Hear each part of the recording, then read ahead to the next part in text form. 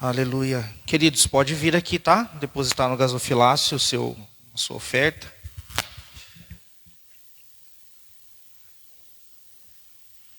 Amém. Glória a Jesus. Bom dia. Bom dia. Bom dia. Oh, aleluia. Acorda, menina.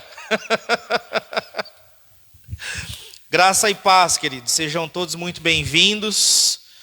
Você que está nos assistindo pela live também, seja muito bem-vindo. Nós estamos no segundo dia da série Caminhando por Princípios. Falamos disso, abrimos esse culto, né? Essa série de estudos no domingo passado. E falamos sobre ser padrão na palavra. E hoje eu quero dar continuidade a esse estudo com você. E eu tenho certeza de que você vai sair daqui muito melhor, muito diferente de como você entrou.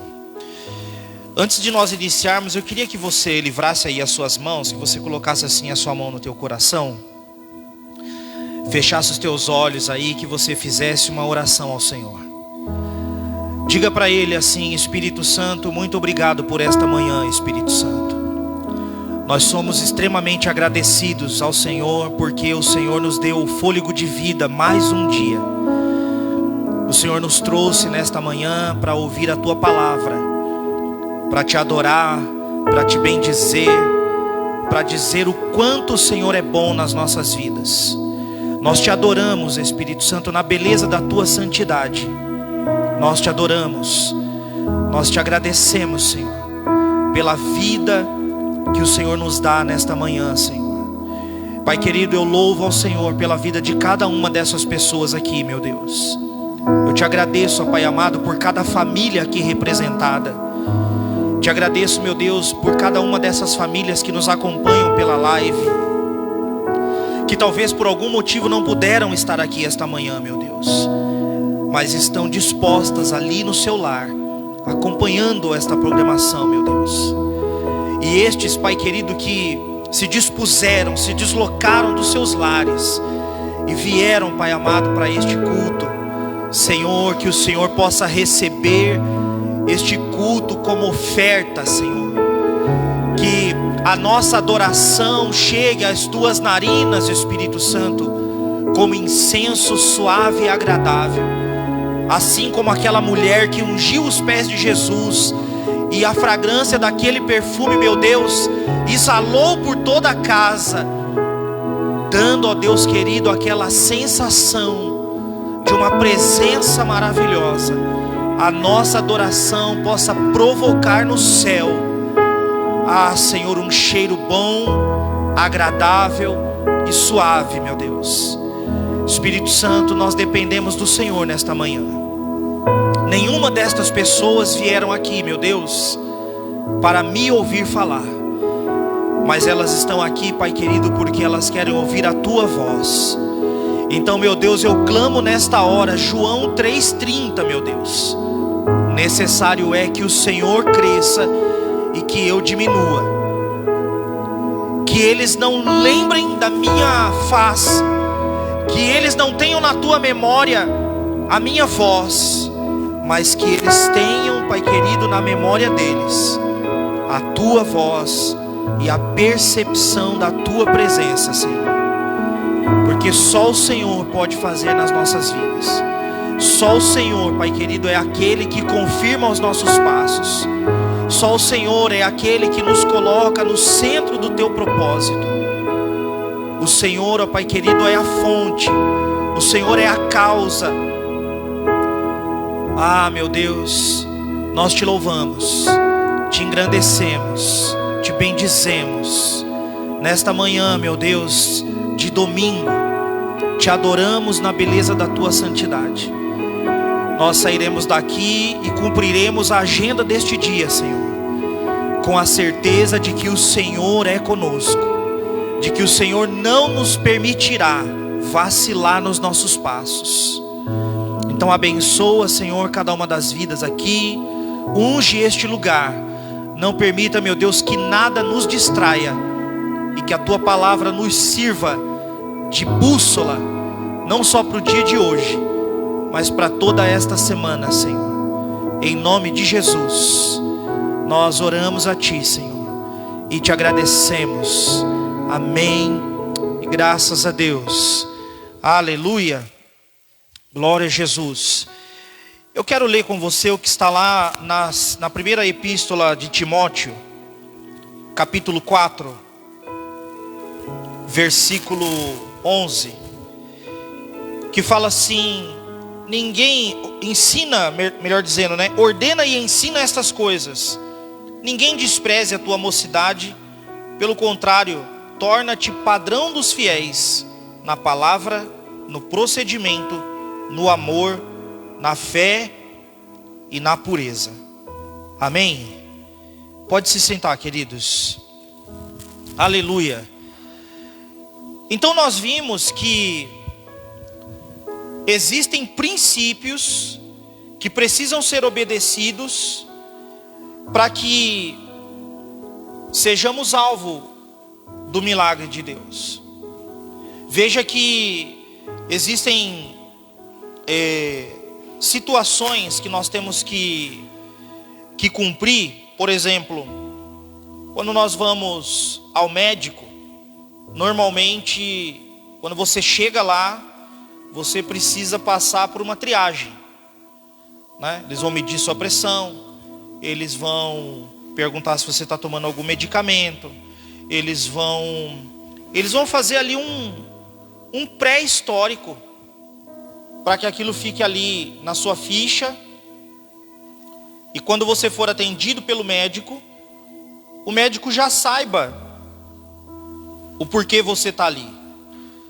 E aí o médico, ele tem condições de somar essas informações com a sua condição e dar um diagnóstico mais preciso. Então você passa por um primeiro procedimento para que então você seja atendido. É um princípio. O princípio, ele fala de você obedecer alguma etapa para que você possa ser correspondido na etapa seguinte. Obedecer um princípio à luz da palavra fala de você ter uma conduta diante de Deus de obediência, para que o Senhor tenha uma conduta de cumprimento da proposta, da promessa dele na nossa vida. Veja que lá em Romanos 12, o texto que a pastora leu aqui, ele fala: rogo-vos, pois, irmãos, que entregueis o vosso corpo em sacrifício vivo, santo e agradável ao Senhor. E este é o vosso culto racional. Então o culto a Deus, ele fala de uma entrega da sua vida viva, santa e agradável aos olhos de Deus. E é interessante que o apóstolo Paulo, ele está fazendo sim uma referência desta entrega como uma oferta a Deus. Ele fala vivo, santo e agradável. A nossa vida precisa ter um cheiro bom diante de Deus. Nós precisamos exalar um perfume bom às narinas de Deus. E esse mesmo apóstolo Paulo, quando está ensinando Timóteo, ele fala para Timóteo ele ter um padrão de conduta. Ele fala: olha, ô Timóteo, torna-te padrão dos fiéis, seja modelo dos fiéis, seja referência para os fiéis, seja referência para aquelas pessoas que têm a intenção de viver uma vida correta. E normalmente, até ontem eu vivi uma experiência muito interessante. Aqui em Umuarama eu ainda não havia vivido isso. Eu vivi muito isso lá em São Paulo, e numa situação muito mais complicada do que a que eu vivi ontem. Ontem eu fui convidado para ministrar para um grupo de pessoas que cumprem pena por algum delito que tenha cometido, mas elas cumprem pena em liberdade. Eu até brinquei com a Juliana, né? Falei: nossa, é o paraíso, né? Porque lá em São Paulo, uma vez por algumas vezes eu fui ministrar na cadeia mesmo. E as pessoas dentro da cela e eu do lado de fora da cela. A cela me separava dos presos. E eu precisava ministrar uma palavra para aquela boloteira de gente que estava dentro de alguns metros quadrados, que cabia ali no máximo 10 pessoas, mas devia ter umas 150 lá dentro. E dar uma palavra de ânimo para aquelas pessoas. Que situação difícil. Mas ontem foi bem diferente. As pessoas para quem eu fui falar, embora elas estejam numa condição de cumprimento de pena, elas estão em liberdade. E eu fui preocupado porque eu fiquei pensando comigo assim: será que essas pessoas elas realmente estão a fim de mudança? Será que elas estão realmente a fim de ouvir uma palavra de ânimo? E aí eu falei algumas coisas lá. Aproveitei o gancho do ano que estamos vivendo, né, que é o ano da decisão. E falei para eles de decisão. Mostrei para eles na Bíblia que nós temos sempre dois caminhos, né? Vida e morte, bênção e maldição. E a grande surpresa é que no final da ministração, todos eles, sem exceção, vieram falar comigo e me agradecer por aquela palavra. E um me chamou a atenção porque um falou assim: eu tenho dificuldade de encontrar pessoas a quem eu possa copiar. O erro que eu cometi, meu pai cometeu, meu avô cometeu, meus tios cometem. Eu não tenho referências. E como eu falei de referências lá, ele pegou aquele gancho. Ele identificou que a conduta dele estava indo para um caminho totalmente tortuoso, porque eram as referências que ele tinha. Então veja a importância dessa instrução que o apóstolo Paulo dá para Timóteo. Timóteo, seja modelo, Timóteo. Por onde você andar, seja referência para as pessoas. Seja referência. Mas o grande desafio nosso é: como é que eu vou me tornar em que eu vou me tornar referência? Em que eu vou me tornar modelo? Normalmente a gente pensa: eu não sei fazer nada. Em que eu vou me tornar referência? Eu não sou especialista em nada. Olha, querido, tem tantas coisas que você pode ser modelo. Tem tantas coisas. Mas o apóstolo Paulo, ele fala de 5 situações em que nós podemos ser modelo. A primeira nós falamos domingo passado, que é ser modelo na palavra. Você não é obrigado a prometer, mas prometeu, cumpra. Cumpra. Se você está com dificuldade de conduzir a tua vida, tem a palavra de Deus, que é manual do fabricante. Ela mostra para nós, ela tem resposta para tudo. Para tudo. Eu falei sobre vícios lá. E aí tinha um rapaz com graves sinais de alcoolismo. E ele veio me perguntar o que a Bíblia falava sobre beber. Se era pecado beber. Eu falei: olha, filho, sendo muito transparente com você, não é. Ai, que alívio. Nossa, então estou no caminho certo. Não está.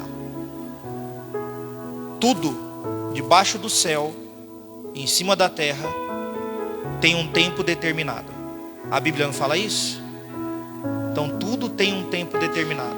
A Bíblia fala de espírito de moderação. E com relação a se embriagar, a Bíblia fala também: não vos embriagueis com o vinho. Então se você está exagerando no vinho, você está transgredindo a vontade de Deus para você. E todas as vezes que eu transgrido a vontade de Deus para mim, eu estou em pecado. eu estou em pecado. E aí ele, puxa vida, tem realmente resposta para tudo aí? Tem. Aqui é o manual, querido. Se você não tem uma Bíblia, você tem que comprar uma, tem que dar um jeito de ter uma Bíblia do teu lado para ser manual da tua conduta, para você conseguir se conduzir por ela. E depois o apóstolo Paulo ele fala assim: no procedimento. No procedimento. Torna-te padrão dos fiéis no procedimento. E é interessante, né? Você vai estudar administração.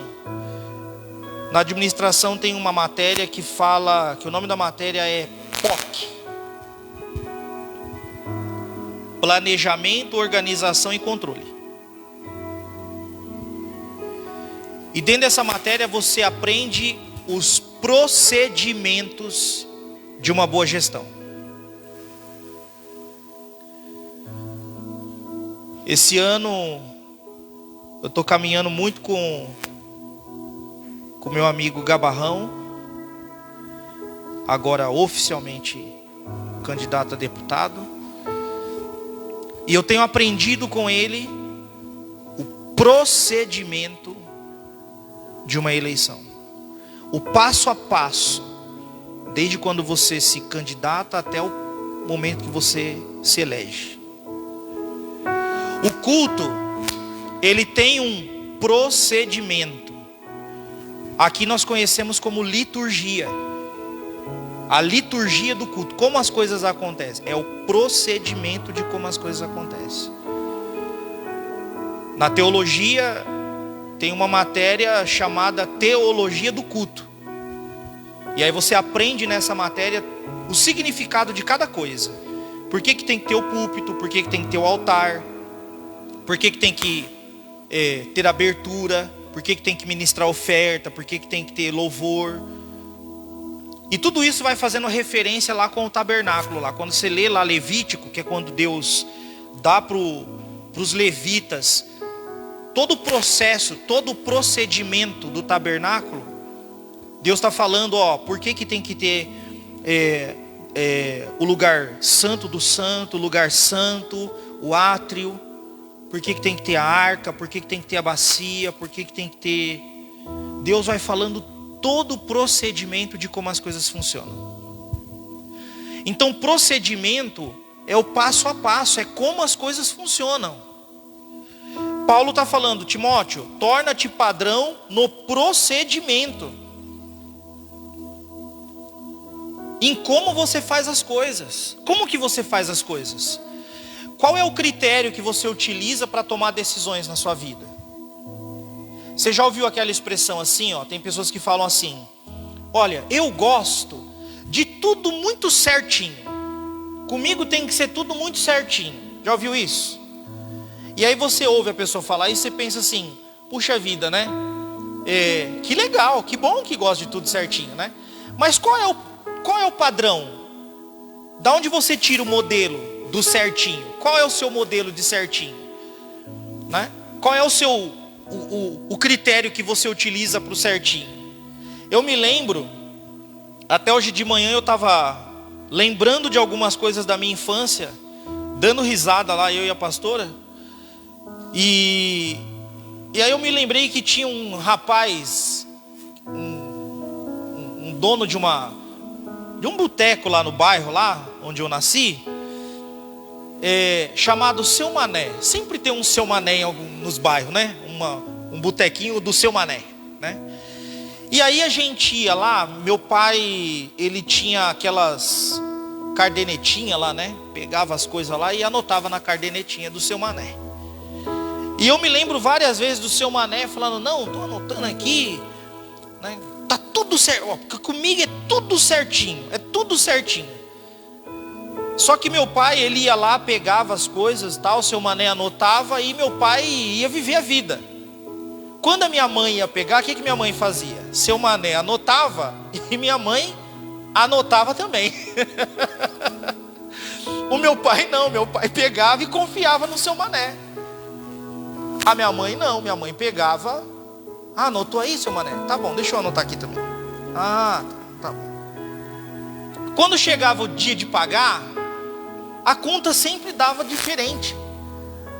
No nosso caderno, o caderno da minha mãe estava sempre menos do que no caderno do seu Mané. E aí qual era a desculpa que o seu Mané dava? Não, mas quem pegou foi o seu Kiko. E Kiko era o apelido do meu pai. Foi o seu Kiko que pegou, dona Vera.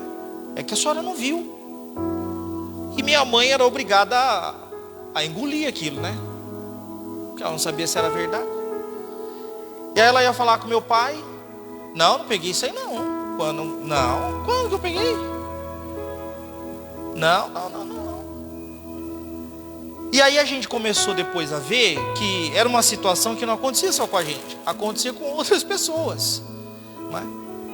Então, nunca provamos, mas havia uma desconfiança de que o método do ser certinho do seu Mané era duvidoso.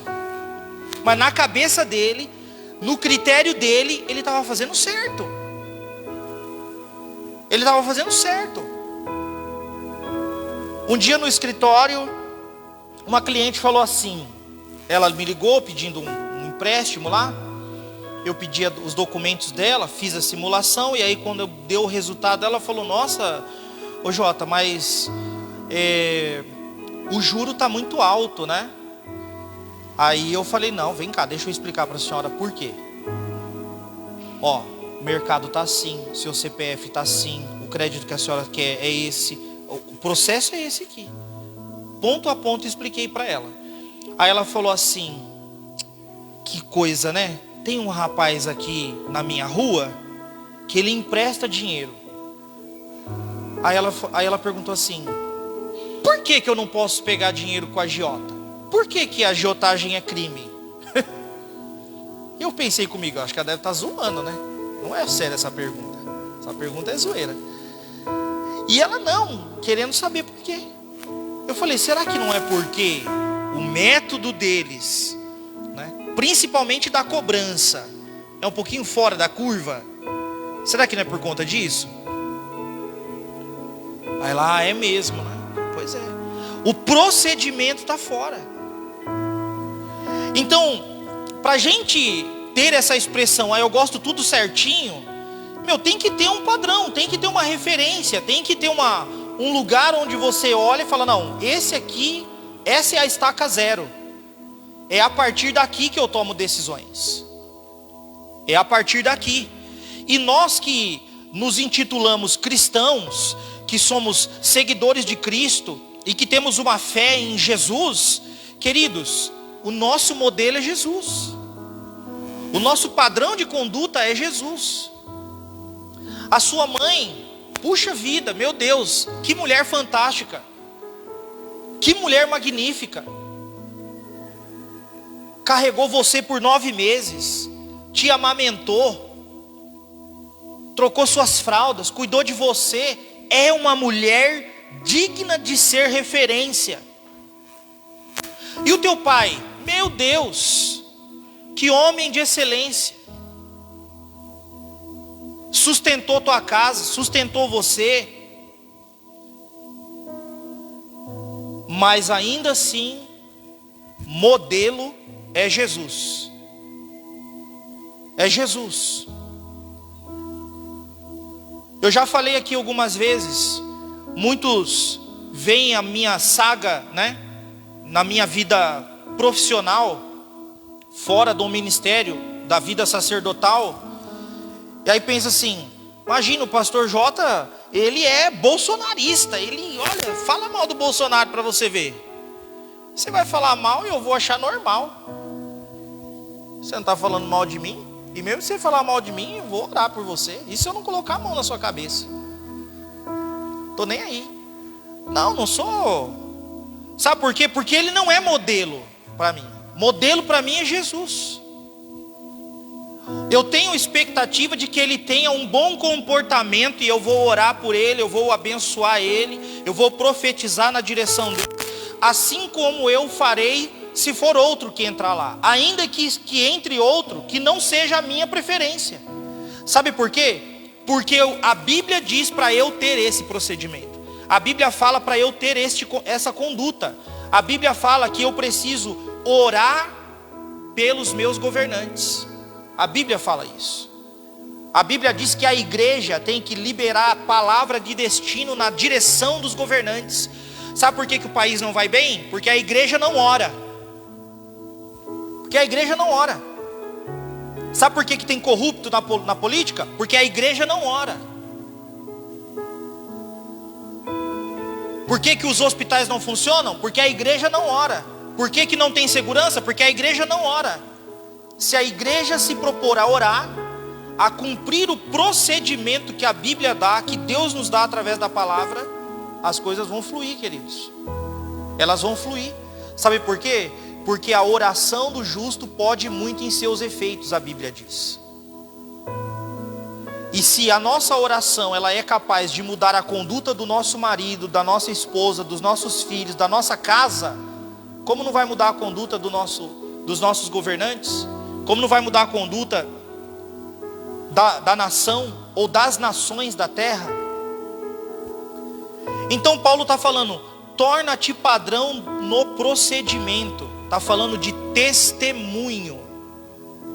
Testemunho.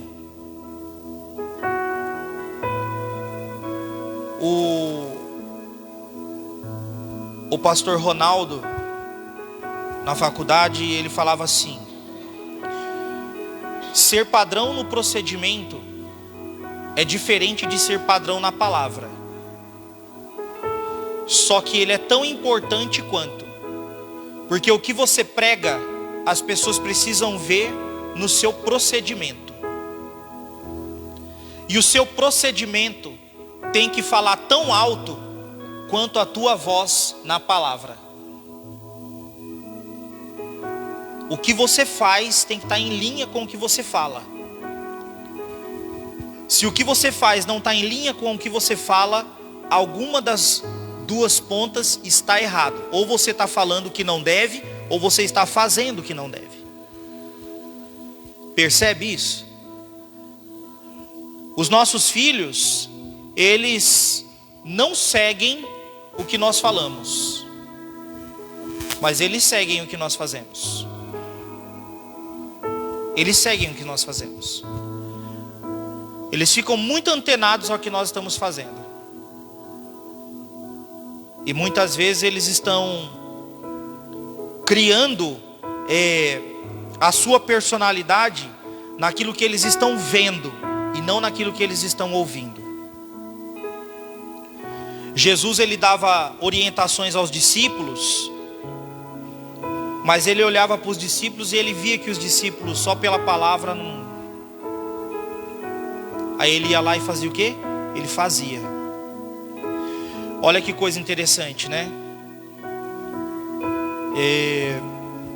A pastora Mônica ministrou domingo passado sobre adoração.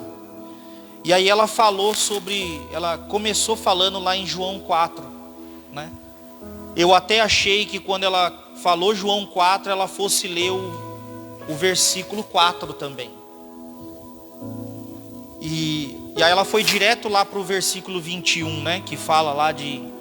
E o Senhor procura verdadeiros adoradores que o adorem em espírito e em verdade. E aí ela discorreu a pregação dela. Mas um pouquinho antes, no comecinho do capítulo, a Bíblia fala assim, ó: e era-lhe necessário passar por Samaria. Jesus está saindo de um lugar indo para o outro, e o único caminho a ser seguido era Samaria. E aí a Bíblia fala que, eu acho muito interessante isso aqui.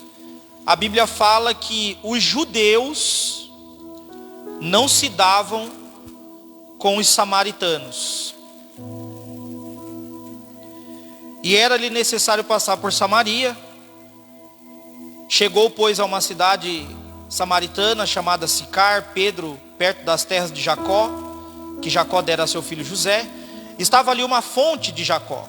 Cansado da viagem, assentara-se Jesus junto à fonte, por volta da hora sexta. Nisto veio uma mulher samaritana tirar água e disse-lhe: dá-me de beber. Os seus discípulos tinham ido à cidade comprar alimento. Então lhe disse a mulher: samaritana: como sendo você judeu, pode pedir de beber a mim que sou uma mulher samaritana? Aí abre parênteses: porque os judeus não se dão com os samaritanos. Fecha parênteses.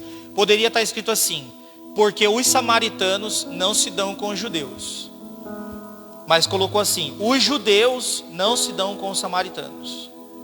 O povo de Deus não se dava com o povo de Samaria. Olha que loucura. O povo de Deus não se dava com um outro povo. Já viu que eu e você somos assim? Nós somos crentes em Jesus, a gente prega o amor de Deus, a gente fala de salvação, né? Mas de vez em quando dá um negocinho na gente, o nosso santo não bate com o santo do outro. Ah, deu um negocinho na gente, a gente fica: nossa, eu não gosto daquela pessoa. Nossa, aquela fulana. A gente fica com essas crises. Já reparou isso? Acontece isso com você ou é só comigo? Eu sou um pecador, eu preciso me converter. Preciso me converter. Acontece isso com a gente. E por que que Deus colocou essa palavra aqui? Porque olha a conduta de Jesus depois disso aqui. Replicou-lhe Jesus: se conheceres o dom de Deus, e quem é o que te pede água, tu lhe pedirias, e ele te daria água viva. Ele está falando assim: se você soubesse quem eu sou, qual o propósito de eu estar aqui, o nível de poder que eu tenho, que eu posso fazer na sua vida, você não ia questionar. Pelo contrário, você ia falar: não, Senhor, o Senhor que tem que me dar água. Mas Jesus ele transcorre a conversa com ela. E aí daqui a pouco o que acontece? Os discípulos chegam. Estão chegando do mercado, cheio de sacola, e olhando lá: maravilha, vamos comer. E aí chegam lá, o que está acontecendo? Jesus, um judeu, conversando com uma mulher, que já era o fim da picada, um homem sozinho no mesmo ambiente, né? Já era um escândalo aquilo para os discípulos. E aí, não obstante isso, o que eles identificaram? Que aquela mulher era uma samaritana. Aí o judeu falou assim: ah não, agora é para acabar. É para acabar. Jesus, a gente sai para comprar comida, a gente volta, Jesus está sozinho com uma mulher no ambiente. E aí quando a gente vai ver, essa mulher ainda é samaritana. As crises que os judeus tinham precisava ser curada. Porque Jesus, ele veio com um propósito de salvação. A Bíblia diz assim, ó: ele veio para os que eram seus, e os seus não o receberam. Mas todos quantos o receberam, deu-lhes o poder de serem feitos filhos de Deus. Aleluia. Ele veio para a samaritana,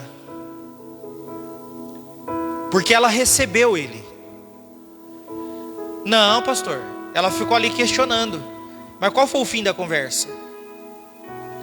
Jesus apacenta ela, Jesus limpa todas as arestas dela, Jesus corrige as emoções dela, falou: ó, volta para casa, sai desse relacionamento de adultério que você está, entendeu? Resolve a sua vida, e do teu ventre fluirão rios de águas vivas.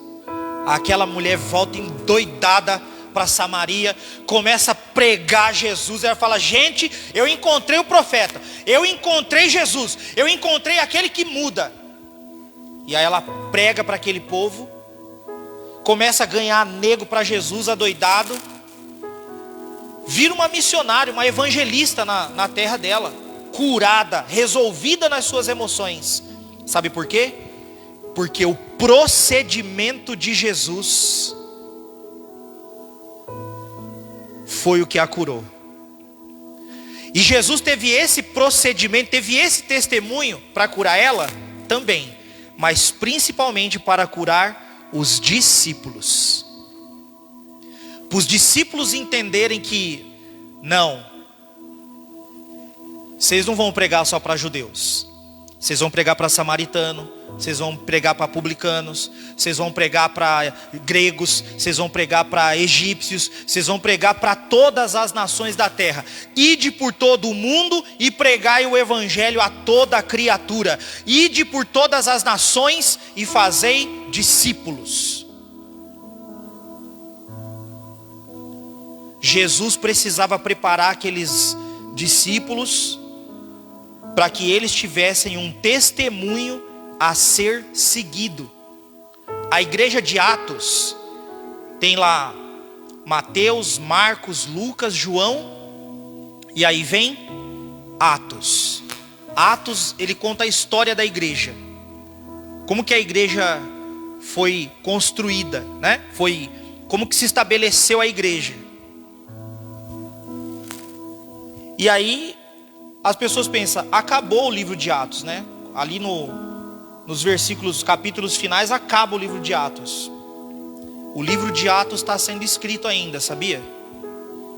Eu e você estamos dando continuidade à história da igreja. Aquele livro ainda não acabou. Ali é uma parte, é para você ver como que as coisas aconteceram. Sabe quando a sua mãe senta com você e conta a história da família? Minha mãe fazia muito isso comigo. Ela me contava muito a história da família. De tios que eu nunca vi, de pessoas da família que eu não sei qual a cara que tinha. Mas eu sei que eles existiram e que teve uma conduta na nossa história, porque a minha mãe me contava essas histórias. E aí minha mãe faleceu, eu continuo vivo, quem é que está dando continuidade a essa história? Eu e meus irmãos. Jesus, ele estabelece a igreja é contada uma parte da história ali, e agora nós estamos dando continuidade. E para dar continuidade a gente precisa ter alguma referência. A gente precisa ter alguma referência. Qual é o procedimento? Por que ele está falando para Timóteo? Torna-te padrão no procedimento. Tem um testemunho, querido. Um testemunho de fé. Um testemunho baseado na palavra. Um testemunho baseado em bons costumes. Um testemunho baseado em doutrina. Doutrina bíblica. Bíblica. Você não precisa ser crente evangélico ou crente católico ou sei lá que outro tipo de crente que tenha para que isso aqui seja uma verdade na sua vida. Um dia eu ouvi alguém ministrando e falou assim: Deus é evangélico? Aí ficou todo mundo olhando com cara de novela para a cara do pastor. Nossa, e agora? Será que Deus é evangélico? Deus é Deus. Obrigado, minha irmã. Deus abençoe.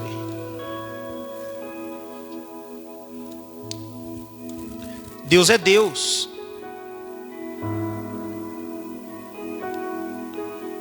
Deus, ele não está preso a essas categorias que a gente dá para ele. Deus está preocupado se eu e você seremos padrão dos fiéis no procedimento. E os infiéis? Que ali está falando para eu ser padrão dos fiéis. E o infiel? O infiel, o nome já diz, ele é infiel. O infiel não quer compromisso. O infiel, ele não quer fazer direito. O infiel não está preocupado com isso aí. Está nem aí. Um dia nós estávamos, acho até que era um domingo de manhã também. A gente estava lá no escritório do Gabarrão. A gente estava conversando lá. E aí ele sentou lá.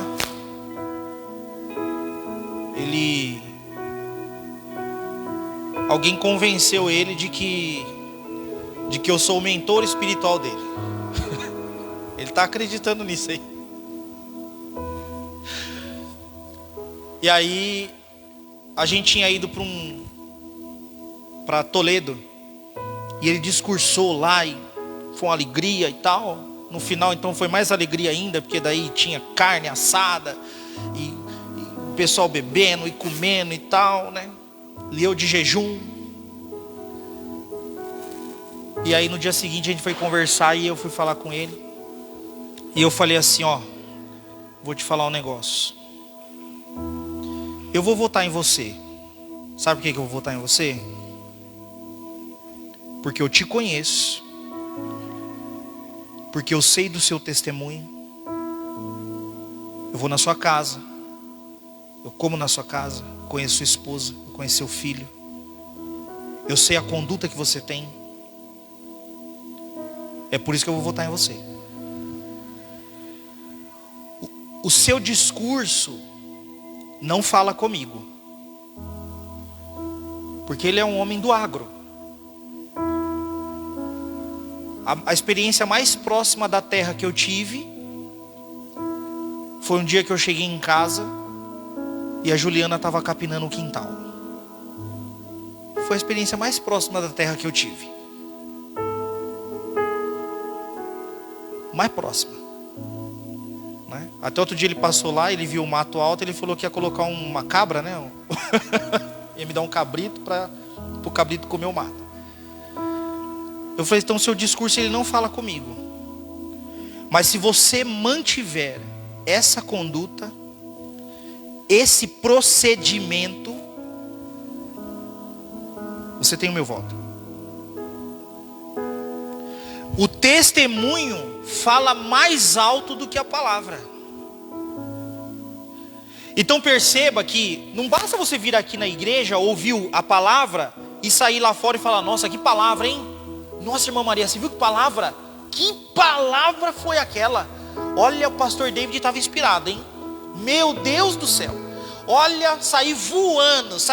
Aí quando saiu da igreja, baixou voo, pôs o pé no chão e continuou vivendo a vida que sempre vive.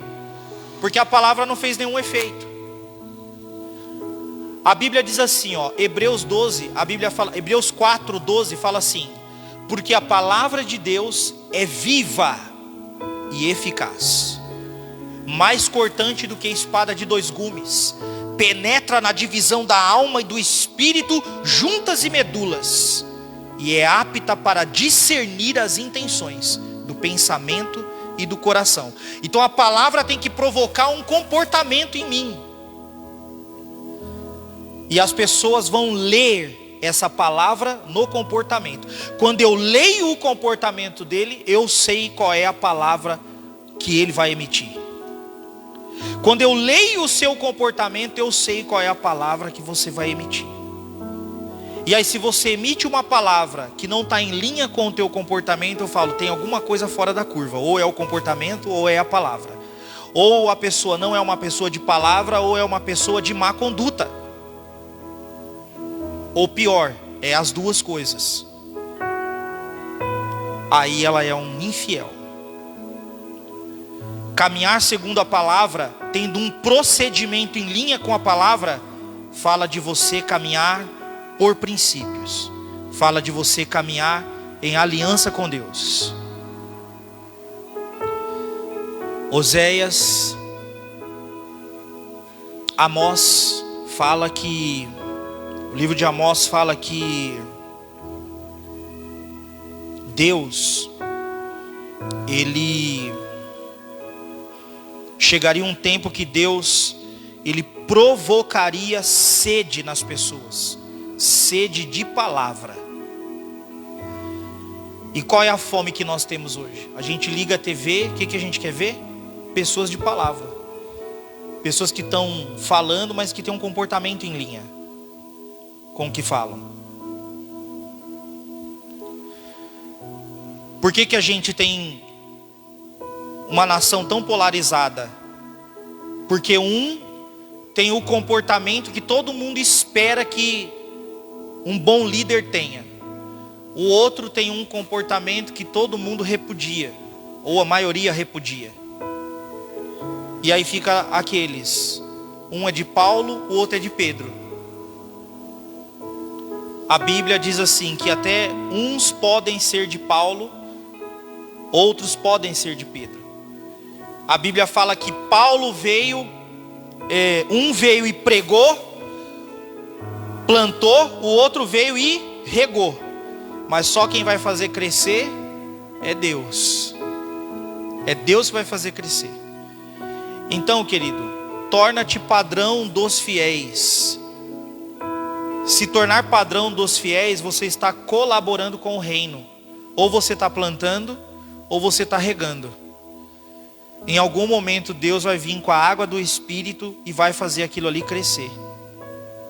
E vai fazer aquilo ali crescer.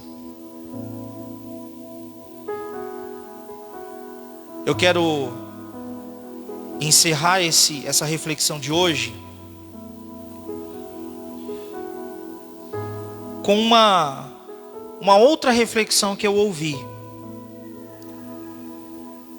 Ela diz assim que quando você planta lá um bambu, o bambu ele passa 4 anos sem crescer 1 milímetro para cima. Ele não cresce 1 milímetro. Mas as raízes, elas estão ganhando força lá para baixo. Por 4 anos. Você já pensou? Você planta lá o bambu e 4 anos você vai lá, nada. Você fala, meu Deus, não deu certo isso daí não, hein? A terra não é boa. E não vai dar nada isso daí. Não vai dar nada. Mas no 5º ano, o bambu cresce 50 metros. Em 1 ano, ele cresce o que ele não cresceu em 4. Que loucura que é essa? E aí eu fiquei pensando nisso, eu falei, nossa, isso faz sentido. Porque nós temos filhos, a gente vai criando raízes neles, vai criando eles, até eles completarem a maioridade, né? Até chegar nos 18 pelo menos. Que aí a gente pensa, puxa vida, quando ele fizer 18, aí ele vai começar a crescer. E aí você pensa assim, se as raízes forem profundas, vai crescer, pode até bambear, mas não vai cair. E criar raízes, a Bíblia fala que as sementes que foram jogadas nas rochas, na areia, em lugares que as raízes não tinham segurança, não deu em nada. Mas as sementes que foram jogadas em lugares de terras férteis, aquilo cresceu e deu bom fruto. O procedimento, o testemunho nosso, ele é a construção, é o crescimento das raízes. Quais são os critérios que você utiliza para tomar a decisão? Como você faz as coisas? Como que você conduz o teu dia? Quais são os seus modelos? Ou quem é o seu modelo? O pastor, ele é referência. Modelo é Jesus. O pai e a mãe são referências. Modelo é Jesus. O líder é referência. O modelo é Jesus. As pessoas que nos cercam, que nós olhamos e falamos, puxa vida, eu quero ser assim. É referência. O modelo é Jesus. O modelo é Jesus. Eu tenho, além dos meus filhos mesmo, biológicos, eu tenho filhos espirituais, né? O Paulinho mesmo é um, meu filho branco. Eu ligo para ele, chamo no WhatsApp, puxo a orelha. Exatamente igual eu faço com meu filho. Falo que amo, encontro na rua, abraço, beijo. Exatamente igual eu faço com meu filho. E eu vejo que ele considera o que eu falo. Mas eu falo para ele, mas isso aí é só referência. O modelo é Jesus. O modelo é Jesus. Eu não sei como fazer, olhe para Jesus. Eu não sei o que fazer. Consulte a palavra, porque a palavra é de Deus, a palavra é Jesus. O modelo é Jesus. Se coloque de pé, eu quero orar por você, queridos.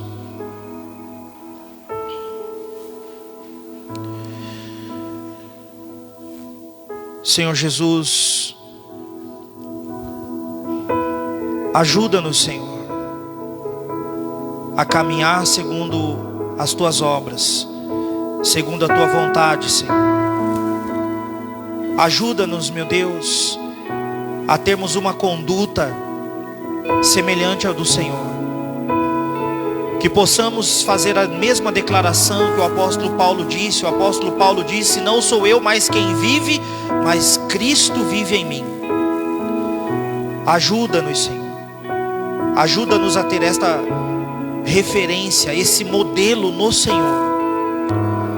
Senhor, livra-nos de todos aqueles que nos influenciam negativamente, todos aqueles que destilam palavra de maldição na nossa direção, que nos dão referências maldosas, que nos dão condutas que estão fora da tua verdade, da tua palavra, da tua vontade.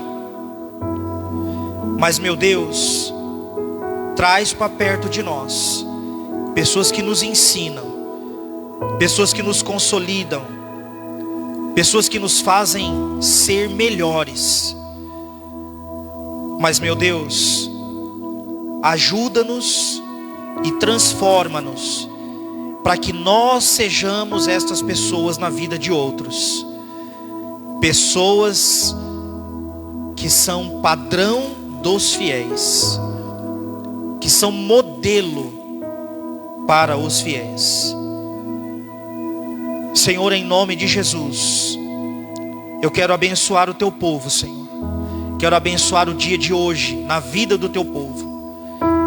Pai amado, que todas as decisões que o teu povo vai tomar hoje, que todos os lugares por onde o teu povo pisar, onde o teu povo colocar as mãos, eles tenham por modelo o Senhor. E que eles sejam, meu Deus, padrão. Quando o mundo pensar numa referência, que o mundo olhe para o teu povo, Senhor. Olhe para o teu povo, Senhor, que essa palavra ganhe força e provoque efeito sobrenatural na vida de quem me ouve. Onde a minha voz alcança, meu Deus, torna essa pessoa padrão dos fiéis. Torna essa pessoa padrão dos fiéis, Senhor. Em nome de Jesus. Em nome de Jesus. Senhor, quero abençoar o teu povo, para que o teu povo vá para casa em segurança. Que o teu povo tenha um dia abençoado, tenha um dia cheio da tua presença, meu Deus. Pai, leva-nos em segurança para os nossos lares. Leva-nos, meu Deus, e torna-nos invisíveis aos olhos do maligno. Que toda cilada, toda armadilha não nos alcance, mas que tenhamos autoridade e poder no teu nome, para afastar de nós tudo aquilo que não procede do Senhor. Pai querido, que a resposta que os teus filhos vieram buscar, que eles tenham encontrado. Que o Senhor fale com eles no decorrer deste dia. E prepara-nos, meu Deus, porque nós temos ainda uma segunda etapa no dia de hoje, de entrega de um culto racional ao Senhor. Traz o teu povo, meu Deus, porque hoje às 19h30 seremos alvo de uma palavra de destino. Usa, Senhor, o preletor desta noite de maneira extraordinária. De maneira extraordinária.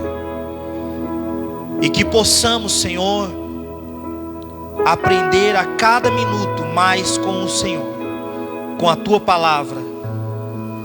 Em nome de Jesus. Em nome de Jesus. É o que nós oramos, Senhor. Te bendizemos e te agradecemos. Se você pode, erga suas mãos acima da sua cabeça, aplauda Ele.